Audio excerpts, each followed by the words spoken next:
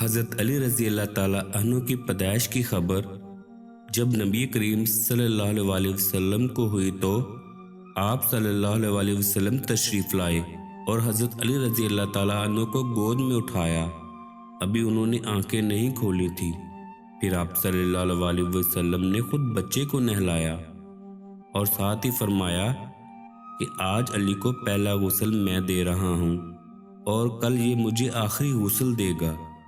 چنانچہ آنے والے وقت نے ثابت کر دیا کہ نبی کریم صلی اللہ علیہ وسلم کو آخری غسل حضرت علی رضی اللہ تعالیٰ عنہ نے ہی دیا۔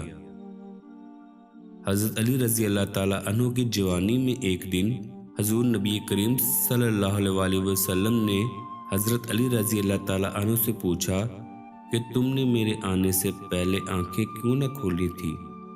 تو آپ نے عرض کی، یا رسول اللہ صلی اللہ علیہ وسلم، میں چاہتا تھا کہ جب اس دنیا میں میری آنکھ کھلے تو سامنے میرے محبوب کا چہرہ انور ہو۔ سبحان اللہ۔